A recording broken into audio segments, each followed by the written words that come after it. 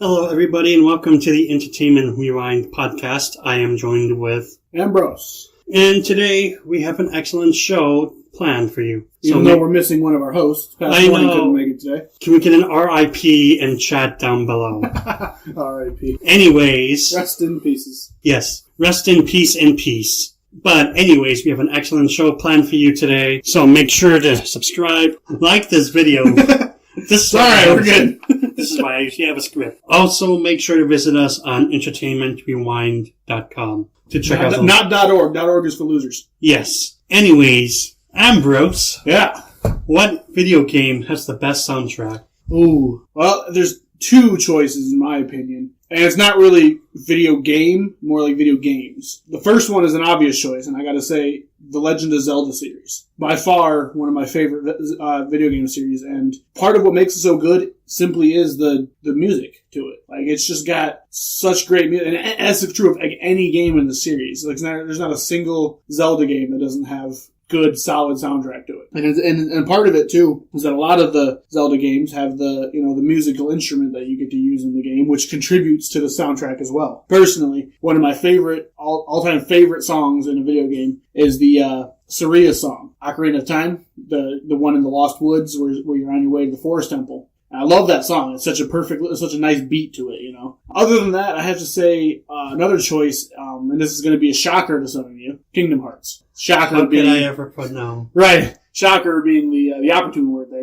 But the Kingdom Hearts series, as well as really any Square Enix games, like Square Enix has always been really good with soundtracks. But Kingdom Hearts has got really good music. In fact, we were talking last week on our podcast about the opening of Kingdom Hearts 3. And despite how you might feel about it, but one thing that the series has going for it is that their opening theme songs are like some of the greatest theme songs in video game history, in my opinion. You think, like I said, Square Enix in general, like even some of their newer stuff, like Octopath Traveler came out last year. That's got great music. It doesn't have any dialogue in it, so it kind of needs great music to go forward. But yeah, I mean, just anything Square Enix and Legend of Zelda is like top priority on picks of music. What about you? Well, hands down, the best video game soundtrack to me is Perfect Dark for the N64. It features 37 tracks and about 2 hours and 19 minutes of music, which happens to be one of my favorite go-to places when I'm working on something in the background, whether that's web design, editing, whatever. For the longest time, I was so disappointed because I searched the internet everywhere and I could not find a legitimate disc to buy because they did sell them at one time. That's how good it was. But after a couple months, I was finally able to find a copy. I almost fainted and I was almost screaming my head off because I was so ecstatic because this soundtrack is one of the best. I mean, granted, Zelda's pretty good. Other games have other good music as well. But for me, it's just something that always stood out. Mostly since that's Perfect Darkest game that I played a lot growing up. I mean, the time actually maxed out, that's how much I played it.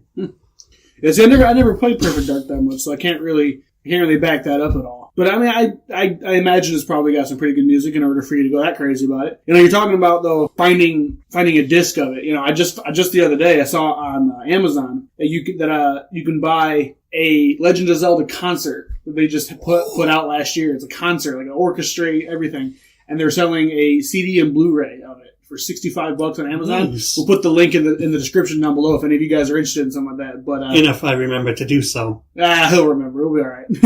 But no, so like I get the feeling of like wanting to just buy the soundtrack. I remember Legend of Zelda Skyward Sword, when I first bought that one, it came with a soundtrack CD of the music, and Skyward Sword probably doesn't have the best music of the Zelda series, but just the fact that they thought enough to put the soundtrack in there, it's awesome. Well, I love soundtracks from movies, from video games. That's actually my favorite genre of music because it's just so good. Well, I mean, part of what makes them good is just the idea of them. It makes it hard sometimes to have a good soundtrack because you have to have something that not only sounds good, but it also ties the story of the game together. Which is why, like I'm saying, Legend of Zelda, arguably the best one. Just because for a long time they didn't have spoken dialogue in Legend of Zelda, and they just had the word boxes, which Breath of the Wild did a little bit away with. But so they kind of capitalized on the idea of having music that encompasses the feelings, and some of the just music encompasses all kinds of emotion when you're listening to it. So we have another icebreaker question this morning, and that is, besides the current generation of consoles, what's your favorite? Now, I know you generally a PC game, so it's kind of an interesting question for you, but I'm curious. What is your choice? Well, the thing is, Past Morning, I love you and all that. We've been friends forever, but because you're not here, I'm going to go ahead and say that my favorite console of all time is the mobile device, because it exceeds all the power of Xbox and PlayStation, PC. I mean, nothing can potentially even compare. I mean, have you played Clash of Clans? It's so stunning in 1080p. But on a serious note, I was about to say, I think there's some kind of problem with what you're saying.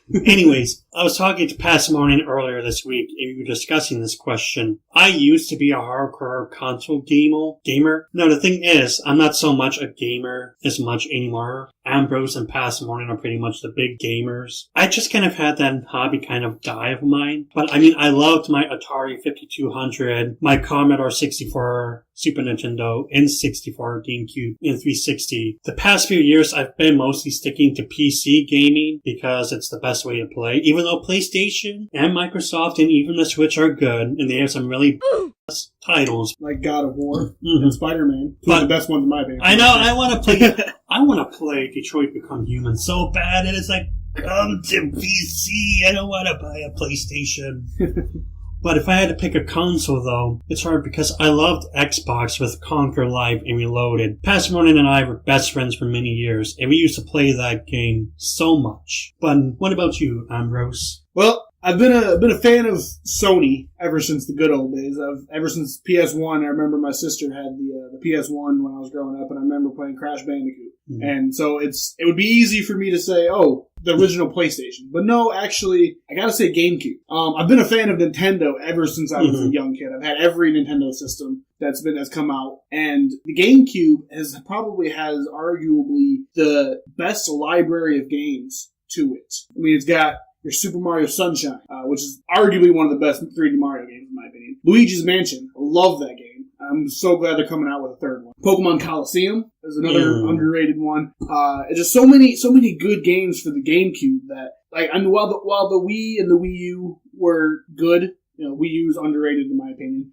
And I love my Switch, but the GameCube had probably the best library of games of any Nintendo system. And that's just my opinion. Alrighty, we're going to go ahead and jump into the new remake of Resident Evil 2. Yeah, so the new remake, I didn't play it at first because it came out 4 days before Kingdom Hearts 3. And so, of course, my priority was focusing on KH3, and I didn't want to buy a game that I was going to stop playing immediately. But I ended up picking it up after I finished KH3, and it's definitely a lot more intense than I was expecting. I personally never actually played the original Resident Evil 2, so I wasn't quite sure what to expect. But, I don't tend to get scared by things. So I figured, hey, what harm can it do? I was wrong. The game was kind of freaky.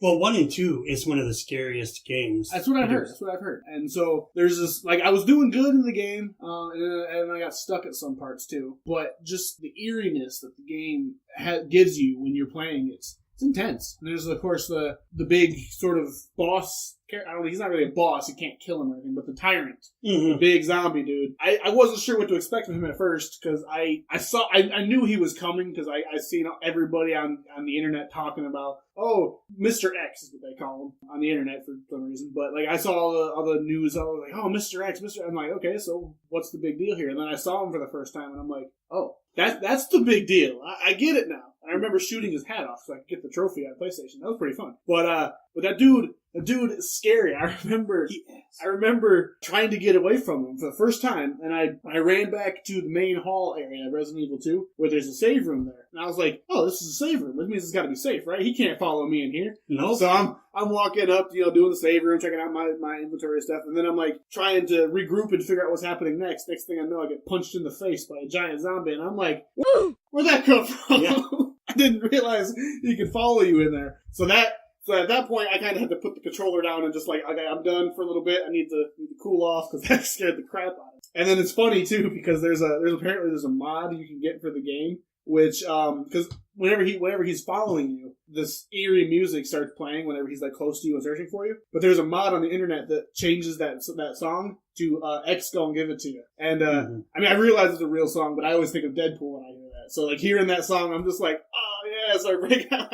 So like I really want to check out that mod, see if it's worth it. But what about you? Have you checked out the remake yet? I didn't play too much of the remake, but I'm the opposite. I played 1 and 2 back on the PlayStation. Yes, I used to be a PlayStation person as well. Yay! PlayStation Master Race. See, I'm not actually biased. I like all consoles, but yeah. Boo! But, shut up.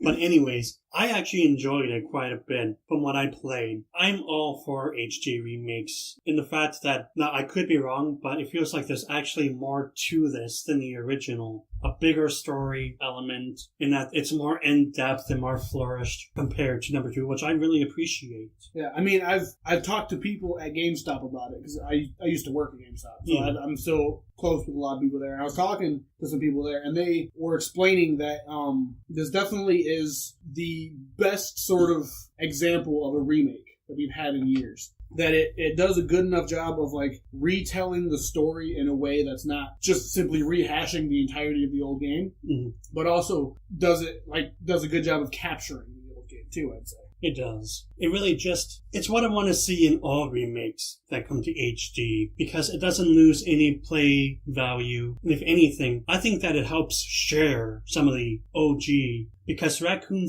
City really wasn't my favorite entry. And number 4 was 5 and 6. That might be an unpopular opinion, man. Everybody loved Resident Evil 4. Well, maybe I was thinking 5 and 6, but... Well, 5 and 6 were not quite as good. But you know, one thing, though, like, I haven't played as Leon yet. Mostly because, like, I've played Leon in, like, 4. So I know Leon. But I never got the chance before to play as Claire. And let me say, I like Claire. Not just because she's pretty, but mostly because she's That's probably the only reason. But no, I like the dynamic that they give of the characters. Like it actually, like a lot of horror games. Like I don't think it does I don't play horror games that much. So you can correct me if I'm wrong on this. But from the horror games I have played, it doesn't always seem like they do a very good job of making you feel in trouble necessarily. You know what I'm saying? Mm-hmm. Like it feels like, oh, there's zombies here. Let's just kill them and go to the next room. Like there's no really sense of like danger in a lot of the new games. And personally, I think the zombie trope has been kind of overdone over it. Yeah, I agree. But this game definitely gives you a sense of, like, urgency. Like, especially the idea of not being able to get, like, an infinite amount of ammo. You have to conserve your ammo. There are parts where I'm trying to get through the game when I realize, hey, I'm out of ammo. I have to find some way out of this. So I'm, like, just backtracking to the save room, trying to just collect my thoughts and get the zombies off my back so that I can continue to the next spot. So I think it definitely does a good job of capturing that sense of urgency that I think some horror games have been missing over the years. Now, so what we're going to be doing is something different. At the end of the discussion, we're going to be reading movie and video games overall on 8 different segments. Fun fact, while I was in film production in high school, we had to write 7-page critiques every weekend. Did you say 7-page critiques? Yes. Wow. Well, the thing is, they were preparing us for film school. But we had to type it in Georgia font size 12. I promise we're not going to bore you guys too much and spend 10 hours on each segment.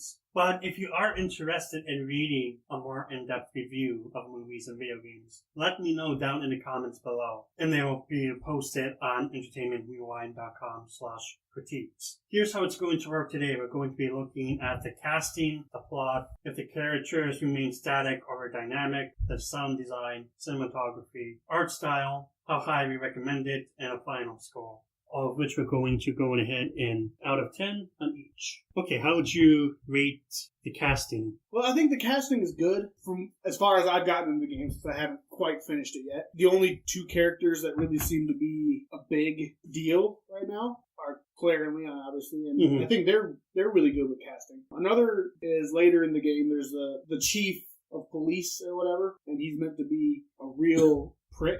And I think whoever they got to do him did a really good job of making me not want to save his life or something like that.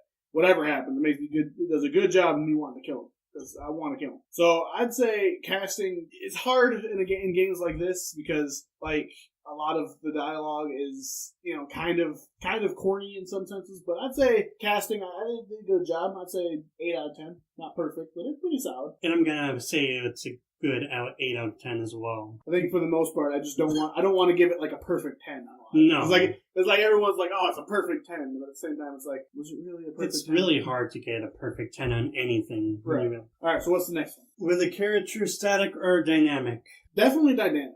You can see the changes, and I think that's one thing. Like with the original Resident Evil game, I didn't like quite as much from what I have seen of it. Is that the dialogue and the expressiveness of the characters are just really weak. Which, to be fair, there's only so much you can do on those little systems. But like these ones, you can clearly see the scaredness. That's a new word. Scaredness in their voices and their facial expressions. So I'd say, as far as dynamics goes, that's solid. Like, they were really dynamic. 9 out of 10 on that one. I'd say. Really, that's what I was gonna say. Really good expressiveness in that. Oh, I would agree. I would say maybe a 9 or maybe even a 9.3 even, because you can really see how the characters develop throughout the story. Oh yeah. Cinematography. I always valued how well the camera angles were in Resident Evil, and how they spend so much time making everything look perfect with the angles and elements that they use with the lighting. I think I can agree with that too. Part of what makes the game as eerie as it is and does a really good job with drawing you in and making you feel in danger is, for one thing, the lighting. Like, the lighting is like intense. It makes me think I could very well be jumped at any point in time with these zombies and stuff like that. And then, like, I like the camera angle. I always preferred the over-the-shoulder aspect of third-person shooters as opposed to the, like, behind. I prefer the over-the-shoulder, and so I like that a lot. So as far as cinematographers, I think they did a really good job. I'm going to give them a 9.5. I'd say 9. Yeah, I mean, it was a really good job. I think there are certain points where the camera kind of gets a little funky on me, but it's far enough in between that, like, it's not a major hindrance. So I'd still say 9. How high would you recommend it? I mean, it's definitely one of them games that you have to be into the genre to get into. I mean, I guess it's not entirely true, considering I'm not super into horror games and I like it enough. But if you're not into being scared and all that stuff, you probably shouldn't play it. Like, because it really is intense, especially if if you are sensitive to really disturbing images. Yeah, sensitive to disturbing images, definitely. There are definitely some disturbing things going on in this game. Mm-hmm. But if you're into like horror and all that stuff, I'd say it's a really good remake. And I mean, because it is a remake, you don't really get too surprised by a lot of the stuff because it's a similar style to the original game. But I'd say it's really solid, and I'd recommend it. I'd say I'd give it, like, as far as recommendedness, it's another new word for it. I'm making up words on the spot like that. Hey, just call me Shakespeare. I'll go ahead and take Webster Dictionary. But no, I'd say I'd really recommend it. I'd say like an 8 out of 10, just because there is that sort of niche to it that it's not for everybody, and there's definitely a high understanding of that. But I feel like even if it's something that you're trying to like dabble in horror games a little bit, definitely give it a try. I'm kind of on the same page. I actually love horror video games. I loved Outlast. I loved Amnesia, The Dark Descent, and both of those. And I felt that it was doing really good. And granted, like Ambrose said, it's not going to be for anybody. If you're sensitive to disturbing images, you might want to stay away from this. But to me, it takes a lot to freak me out when I play video games or even movies. I felt a little bit on edge because of how well the lighting, cinematography, and the sound design. As far the next category we're going to talk about is replayability. How much did you enjoy the game to want to play it again? And I feel like with this type of game, it has replayability built into it because of the aspect of playing as one character and then you play the B story of the next character. So in order to get the full ending to the game, the full experience of the game, you have to play as both characters at least once. There's also the aspects of after you play as both characters, you unlock other stories too. So, which I haven't done yet because I haven't even beaten the first story. I'm kind of a wussy. I'm taking it slow. I don't really want all these zombies getting to me. But so, like, I like the idea of, like, you finish Claire and Leon's story, and then they opens up the other aspects of it too, the other stories that kind of come afterwards to give you a full experience. I think one of the trophies on PlayStation, says to get the true ending, you have to play the game like 4 times or something like that, maybe. I might be misunderstanding that a little bit. But it definitely rewards replayability. Like, it's definitely a game that You know, even if like you don't want to play all the story right off the bat, you can like play one story and then like take a break for a little while, but you want to come back and finish it because you got to get the whole experience. Well, not everybody is a completionist. Some people may only want to play it just once and be done with it. True, and I'm not a completionist at heart. I don't like try my best to play a game to 100% unless it's like a really good game. But I feel like this is one of the exceptions to that where you kind of want to play more because it just opens up so many questions as to what happens. So as far as replayability goes, it's got to get a 10 because in order to get the whole story, you got to replay it. So I'd say 10 out of 10 on that. Really, I'm gonna say a 5 out of 5. Just because. Wait a minute. Just because there is that people who well, this game is a very targeted audience, and not everybody's going to want to play it again. Right. I get that. I get the idea. I mean, I'm gonna probably replay it because I like to see things completed, but I don't think it's gonna have a big impact on a lot of people replaying it. Yeah, I can see that. But if you do plan on, let us know down in the comments below. So, final score, then, my personal opinion, I'd say 9 out of 10. And the final score for me would probably be an 8. Okay. I think well-rounded, good game. Not a perfect 10. There are some aspects in which it faults, but I feel like it's gonna be really hard to get a perfect 10 in a game a lot of times. Not saying that I won't give out a perfect 10 on certain games because I very well might, but I feel like a 9 out of 10 is solid because it's definitely a great game. Faults in some places though. So I just feel that I love Resident Evil, but an 8 out of 10 is still pretty high. I mean, there are things that could have been better. All right, so next, after we just did all that and talked about Resident Evil for a while, we're gonna switch a little bit, and we're going to talk about something a little bit more lighthearted. I don't know how many of you guys have noticed, but YouTube and the internet in general has been all about Pokemon this week. And as far as that goes, that's something that I really want to talk about. So we're gonna show you guys the new Pokemon Sword and Shield trailers, and we're gonna discuss them. All right, Fuzzy, your impressions. What did you think? Oh boy. I'm at an interesting standpoint because I'm torn between Pokemon and Digimon. If we're reviewing a Pokemon movie or show, I'd be really disappointed, Ambrose. No. Well, we might be doing that later, so let's see what we're going to feel about that later. Anyways, looking over the trailer, I am baffled at how stunning the graphics look. Hands down, I would not be surprised if this title isn't nominated for an award because of how jaw-dropping the scenery is. It's interesting that you say that, though, because the scenery, and the graphics gameplay style isn't really all that different from what Pokemon's been in the past, which is interesting because a lot of people are wondering why Pokemon, which is as popular as it is, makes millions of dollars every year, or every time they make a game, why they're not trying to do more with it, why they're trying to keep the same graphic style. And personally, I think it's fine. And the last Pokemon game that I really played was Platinum, so I'm not up to date on the latest graphics of Pokemon. But for somebody who's seen a Pokemon trailer like this, I just gotta say, it looks fantastic, and this is what Pokemon games in the future should continue to look like, which I applaud Nintendo for bringing us one of the greatest Pokemon entries of all time. It might be a little early to say that, but yeah, I may actually have to buy a Switch just to buy this game. Now, something that really does stand out is the art style of the characters that you can pick from the game. Past Morning was telling me that in X and Y there was more character customization, but just looking at the trailer itself, I kind of get a me characters or the god-awful character creation in Xbox.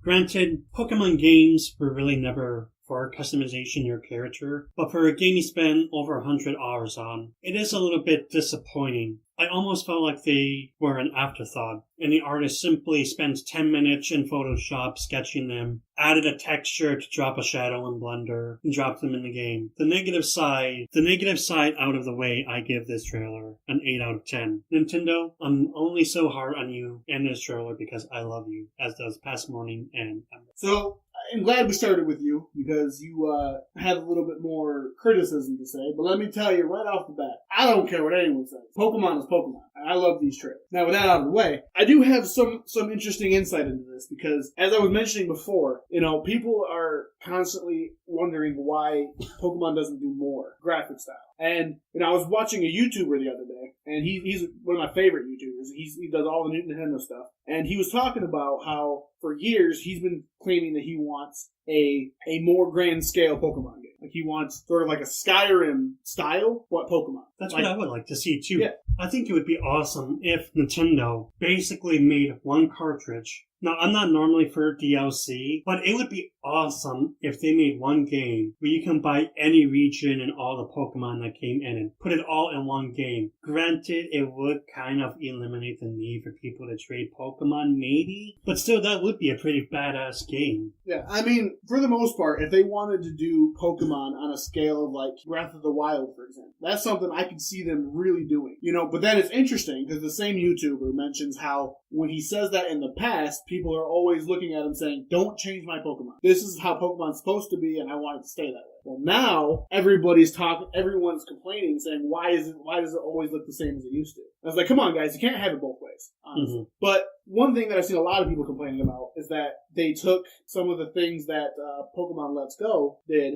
and they took them out. Like Pokemon Let's Go was the first Switch game for Pokemon, and it talked about, it had ideas seeing the Pokemon in the wild, kind of like Pokemon Go, which is what it's based off of. A lot of people love that. That's probably the one thing that everybody loves about Let's Go. Let's face it, not everybody likes Let's Go. But I think the idea of what they're doing here, they're keeping it back to the basics. And a lot of people are like, oh, if it's on Switch now, they should revamp it and make it look better because it's on Switch. The Switch can handle more than the 3DS. I think in this regard, Pokemon is kind of playing it safe a little bit. Might not be the best decision they've ever made. But at the same time, to me, Pokemon's never been about the graphics, obviously. It's always been about the adventure, the finding the new Pokemon to catch, the exploring all the different aspects and all that stuff. And that's what Pokemon's about. I don't care what it looks like. I mean, it's never been about all that beauty to it. And this new one, though, it looks great. Like, okay, so Sun and Moon, the 7th gen, was in Alola, the tropical region. And while it was fun at first, it got old. This new one seems to be based off of the UK.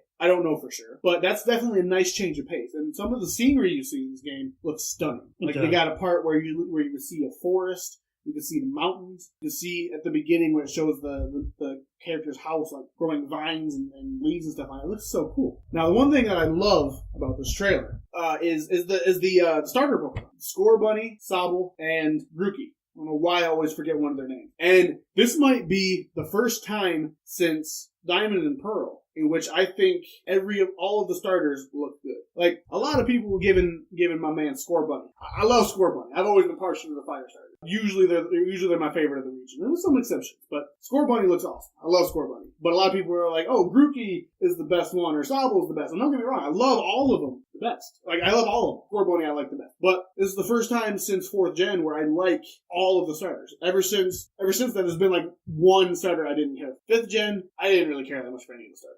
That much, to be honest. But I didn't like Embor. I didn't like Embor. 6th gen, I did not like Chestnut. And 7th gen, I didn't like Primarine. I'm just going to put that out there. But this is the first one, and obviously we haven't seen more of them yet, because this is only the first reveal trailer. But I like them all. And it really gives me hope for what this game's going to do. And I'm with people, and some people are giving heat to the names, like Pokemon Sword and Shield. They're like, that's a stupid name, but at the same time, it's like, it's better than X and Y.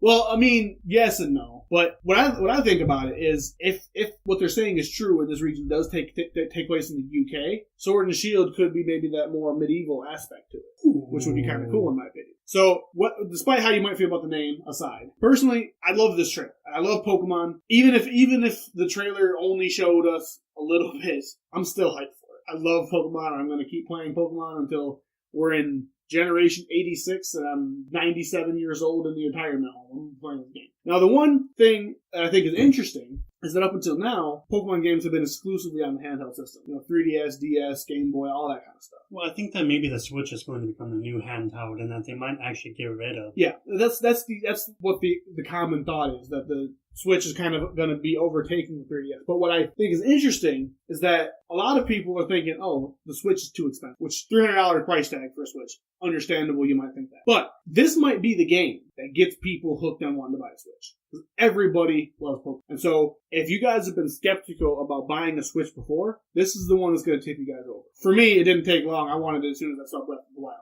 But for all those people who are holding out, like, I'm not really sure I should buy the Switch yet, this is going to be the game that you're going to want to get the Switch for. And bright side is the game is supposed to come out probably in November. It hasn't been confirmed yet, but they usually come out in November, which means that's the perfect time for the holidays. If you want to wait until, like I say, if you're trying to buy a Switch for your son or daughter or whatever, wait until Christmas, buy a Switch and buy these games, and they'll shut up for weeks. It might even go on sale during the summer, because that's when a huge sale is hit. Yeah, very well might. So this is definitely the one that I can see you guys who have been holding out, pushing over the edge and getting on board with a Switch. And with that, I'm going to thank you for giving me your Switch. I didn't get my. Well, I might buy one, and I might have to see how good this game is. Fuzzy, as this was your trailer of choice today, what's your thoughts on this game? Now, I wouldn't know much about Biomutant if it wasn't for Past Morning, who told me about this game a few months back. He sent a text saying, "Hey Chris, there's this kick-ass game that I think you'll love. For post-apocalyptic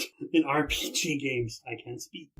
It is a bit weird, though, to throw in the martial arts and melee shooting and mutant abilities. Also, what's really exciting is how they plan to implement the re-recording of a player's genetic structure based on how we want to look and play. It sounds like there's going to be a lot of customization, but also for crafting for weapons as well, which I'm all about. I love customization. I would rather have way more options than I need than simply not enough. But Ambrose was telling me this morning that he's getting a gaming PC. So when it does come out in a few months, we actually might be streaming it with him on PC, Past Morning on PC, and me on PC. We might even have it all here in the studio. That sounds like a lot of work, my friend. But you have to admit, it would be fun. It would be fun. So, yeah, this is definitely a trailer. As I was saying a minute ago, I remember the announcement of this game. I think it was at E3 2017. I think it was. Yeah. Where I saw this trailer for it and it looked really good, and I was like, okay, cool, I'm sold on that. And then I didn't see anything about it for a year.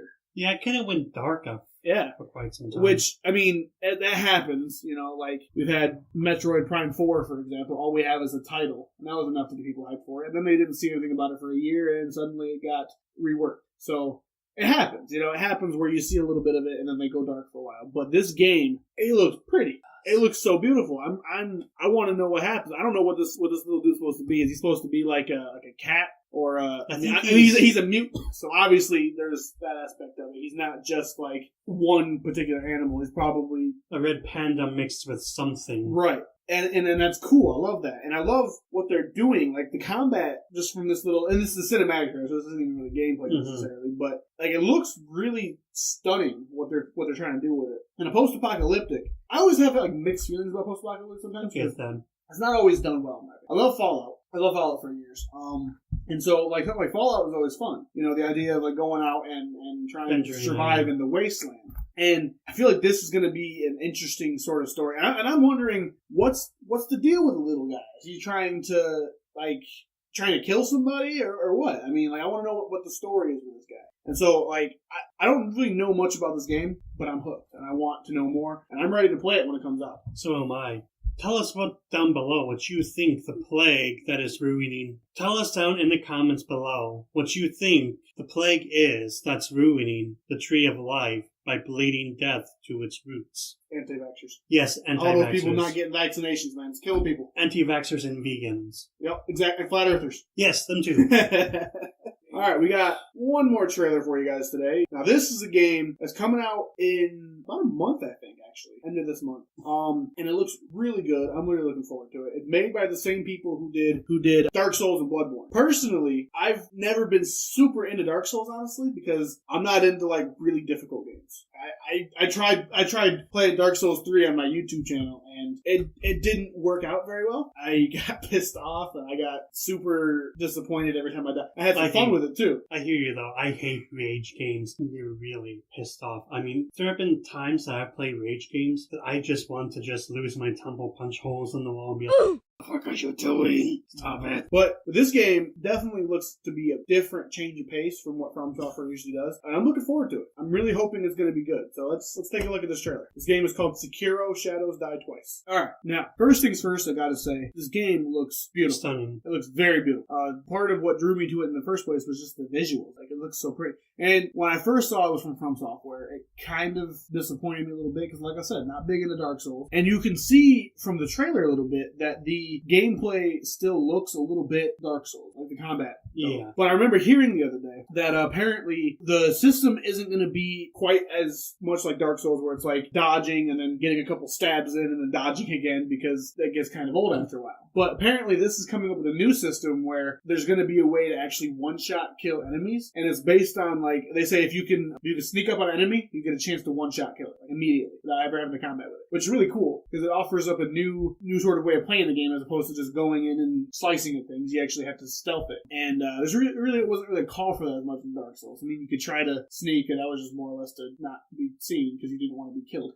But I really like what they're doing with this, and I think it's going to be a really good game. I'm looking forward to it. I think the Japanese inspiration to it, I think, is really cool too. I've never been like super into like samurais and stuff like that, because as far as mythology goes, I like Greek and Norse and all that kind of stuff. But the Japanese mythology is really interesting too, and I like the samurai and the Bushido behind it and stuff like that. I think it's going to be a really, really interesting aspect to play from that standpoint. And you saw even parts where the dude had a grappling hook to like bring himself higher up and stuff like that. The idea of just how to traverse the game in your own way, as opposed to just trying to safely get through and stuff like that. I think this is going to be a great game. And if I'm not mistaken, the game does drop March 22. So that's this month. And I gotta say, I'm really looking forward to it. If you guys are like me and you're not into Dark Souls, and so you're not quite sold on this game, I'd say try to get a shot, because it definitely doesn't look as quite as Dark Souls-y as some other. What do you think about this one, though, Fuzzy? I agree. It does look really stunning. And what I'm curious about, if it's going to be coming to Xbox One and also Steam, because I mean, it looks really interesting. The downside, though, is I'm not a big fan of being stuck with the grappling hook and the katana for the entire game, and how they explicitly said there was going to be no customization, no upgrades, which is kind of a downer in my opinion. But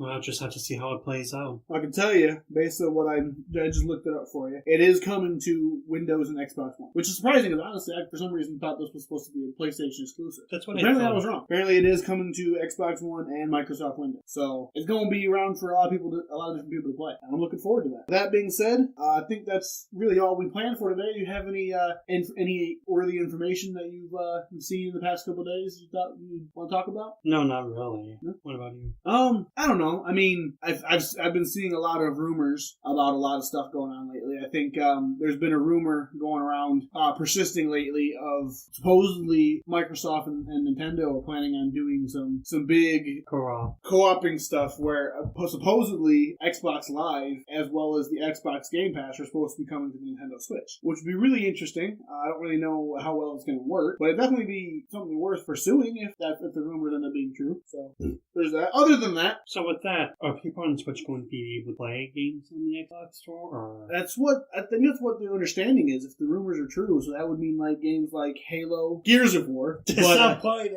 it. Also, one that I really want to play is Cuphead. I know I mentioned Halo and Gears of War. Everyone's like, Cuphead, what are you talking about? But like, I've played Halo. Gears of War isn't that big of a deal to me, but I want to play Cuphead. The game looks cool. And I know what I just said earlier about not liking rage games and all these hard games, but it's Cuphead. It looks fun, and I love the 30s graphics to it. So, but it's definitely something interesting.